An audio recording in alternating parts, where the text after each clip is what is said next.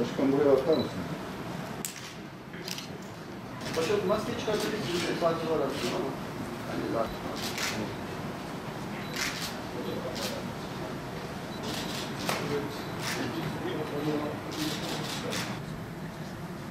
Eylül ayı GAYB için 175 ülke ve 2270 firma ile tüm zamanların en çok ülkeye ihracat yapılan ayı ve en çok ihracatçı sayısına ulaşılan ay olmuştur. Ayrıca 98 üye firmamız bu zor şartlarda ilk defa ihracat gerçekleştirmiştir. Ocak-Eylül döneminde kümülatif toplamda GAYB 6.533.000.000 ihracat yapmış 2019'da, 2020'de 6.438.000.000. Burada 6.438.000.000. Burada eksi 1,5'luk bir düşüş var bölgede. Bu da biliyorsunuz 3 ay boyunca tüm rakamlar anormal derecede eksiye düştü. Özellikle Mart, Nisan ve Mayıs aylarında. Haziran'dan sonra ufak ufak toparlanmalar başladı. Bölgedeki rakamın da artıya dönmesi benim tahminim önümüzdeki ay değilse de bir sonraki ay bu seyirde devam edersek artıya geçecektir. Bölge için söylüyorum. Yine GAYB Ocak-Eylül döneminde en fazla ihracat yaptığımız ülkeler bölge olarak Irak, Amerika Birleşik Devletleri, Birleşik Krallık, Suriye, Suudi Arabistan, Almanya, İtalya, İsrail, Libya ve İran. İlk 10 ülkemiz bunlar arkadaşlar.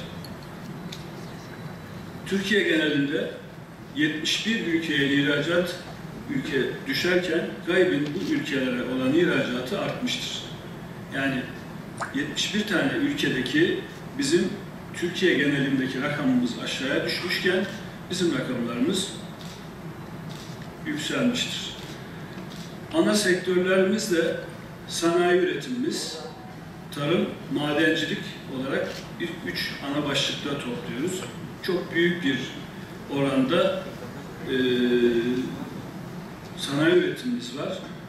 Buradaki rakamları da görüyorsunuz. Ciddi anlamda artışlarımız var. Biz bir sanayi şehriyiz ve bunu da olabildiğince sanayi bölgesiyiz, pardon bu bölge rakamları. Bunu da olabildiğince artırmaya devam edeceğiz. Eylül ayında geçen sene 660 milyon dolarlık ihracat yaparken bu sene Eylül ayında 762 milyon dolarlık ihracat yapmışız.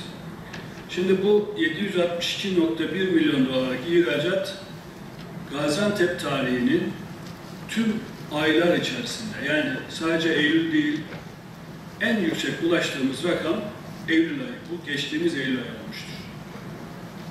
Burada %15,3'lük bir artış var. Bu %15,3'lük artışın çok büyük bir önemi var bizim için. Çünkü Türkiye genelinde birçok ülke, birçok şehir kendi ihracatını düşürmüştür. Eylül ayı Gaziantep için 176 ülke ve 1644 firma ile tüm zamanların en çok ülkeye ihracat yapılan ayı ve en çok ihracatçı sayısına ulaşılan ay olmuştur. Ocak-Eylül döneminde de yine bir artışımız var. Bir önceki toplantılarda, bundan önceki basın açıklamalarında hep söylemiştim. Biz eğer Haziran, Temmuz, Ağustos'taki ivmeyi Eylül ayında da götürebilirsek kümülatif toplamda artıya geçebileceğimizi izah etmeye çalışmıştım. Bunu gerçekleştirdik hakikaten. Mesela geçen ay kümülatif toplamımız eksiydi. Ama şu an artıya döndü. Gaziantep'te toplam 43.250.000 metrekare organize sanayide arazimiz var. Toplam tahsisli firma sayısı 1400, faaliyette olan firma sayısı 1100, sektörel dağılım %51 tekstil, %20 gıda, %9 plastik ambalajlar, %7 kimya, %3 makina metal, %5 diğer sektörler, %5 de geri dönüşüm, recycle. Arkadaşlar bu geri dönüşüm şu anda bizim Antep'in en önemli parlayan yıldızlarından bir tanesi. Bunun yanında teknik tekstil aynı şekilde bizim en önemli kalemlerimizden bir tanesi. Hububat İhracatçı Birliğimiz rekorlar üstüne rekorlar kırıyor. Mansur Başkan'ın önderliğinde bizim için çok önemli bir sektör. Sadece Gaziantep değil, bölge için çok önemli bir sektör. Bu şehir hakikaten üreten bir şehir. Bu şehir ülkeye katkı sağlayan bir şehir. Biz hepimiz el birliğiyle bunu desteklememiz lazım. Bu tip kurumları ya da iş dünyasını siyasete alet etmememiz lazım. Biz işimizi yapmamız lazım. Bu dünyada bir tane değişmeyen kural var. Herkes kendi işini yaptığı sürece ortada çok fazla bir problem olmaz. Kendi işini doğru yaptığı sürece. Yanlış yapanlar tabii ki uyarılmalıdır. Yanlış yapanlar tabii ki bir şekilde ikaz edilmelidir. Ve hatayı yapan her kimse de onun cezasını eninde sonunda çeker. Bundan kimsenin şüphesi olmaz. Bunun haricinde ben yaptığımız hizmetleri de size anlatmak istiyorum. Biz birlik olarak elimizden geldiğince bütün paydaşlarımızı, bölge insanlarını eğitmeye çalışıyoruz. Şu anda dünyada ciddi anlamda bir dijitalleşme var. Herkes elektronik ortama taşındı. Bütün işler oradan dönüyor, bütün toplantılar oradan yapılıyor. Alışverişler, ticaretler, büyük iş görüşmeler, her şey şu anda dijitalleşmeyle. Biz de bununla ilgili çok ciddi çalışmalar yapıyoruz. Arkadaşlar burada 300 rakamına takılmayın. 30 olsa ne olur, 3000 olsa ne olur? Bizim burada bakmamız gereken şu açıkladığımız rakamlar. Bütün Türkiye aşağı inerken bizim yukarıya çıkmamız. Şu %145. İşçi sayımızın artması, elektrik tüketimimizin artması, doğal gaz tüketimimizin artması. Biz şu anda organize sanayi bölgesinde İsrail'de, Araban'da, Yavuzeli'nde bütün her taraftan işçi taşıyorlar. İşçi de yok, bulamıyorlar. Çalıştıracak adam var. Bir tarafta işsizlik var, bir tarafta da böyle bir pozisyon. Bir tarafta birileri siyaset yapıyor ama bu siyasetin tabii ona bizim yapacak bir şeyimiz yok. Ama bu siyaset iş dünyasını negatif yönde etkilememeli. En önemlisi de işini doğru yapan insanları bu şekilde zan altında bırakmamak. Burada bir hata olabilir, teknik hata olabilir. Ben şunu savunmuyorum. 300, 500, bu açıklanır. Bu benim işim değil. Bu benim haddim değil, görevim değil. Ama beni ilgilendiren tarafı bir İhracatçılar Birlik Başkanı olarak, ihracatın temsilcisi olarak, buradaki, bu bölgedeki 8000 ihracatçıyı temsilen beni ilgilendiren tarafı bardağın dolu tarafı. Boş tarafını asla unutmadan, onu görmezlikten gelmeden bardağın dolu tarafıyla, pozitif tarafına ilgilenip ben rakama bakarım. Ben iş insanıyım. Ben siyasetçi değilim, ben politikacı değilim. Ben burada önümdeki rakamlara bakarım. Bu rakamlar bana bizim işimizi bu bölgede, bu şehirde, özellikle bu şehirde doğru yaptığımızı gösteriyor. Şu anda Suudi Arabistan Türk ihracatçısının en önemli problemlerinden bir tanesi. Bugüne kadar üstü kapalı yapılan şeyler artık su yüzüne çıktı. Bu bakanlık seviyesinde vesairede çözülebilecek bir şey değil.